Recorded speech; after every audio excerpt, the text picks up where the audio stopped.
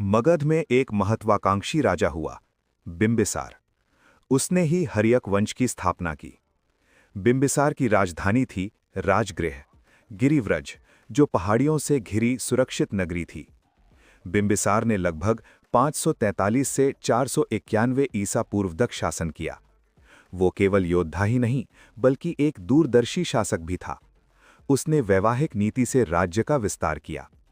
उसने कौशल देवी से विवाह किया और काशी प्राप्त की। उसकी दूसरी पत्नी चेलना वैशाली के लिच्छवी गणराज्य की राजकुमारी थी। तीसरी पत्नी खेमा मद्र देश की राजकुमारी थी। बिंबिसार का समय धार्मिक दृष्टि से भी महत्वपूर्ण था। वो गौतम बुद्ध और महावीर का समकालीन था। बौद्ध धर्म को राजाश्रय मिला। बिंबिसार का पुत्र अजातशत्रु सत्ता का लालची बन गया। अजातशत्रु ने अपने ही पिता को बंदी बनाकर हत्या कर दी।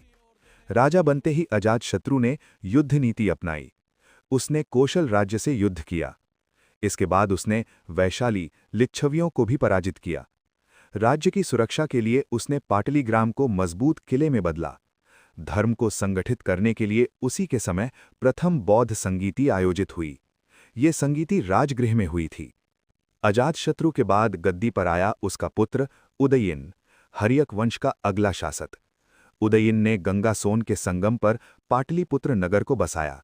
उसी ने पाटलिपुत्र को मगध की राजधानी बनाया। कुछ समय बाद हर्यक वंश कमजोर पड़ गया। अंतिम शासक नागदासक था, जिसके बाद शिशुनाग वंश आया।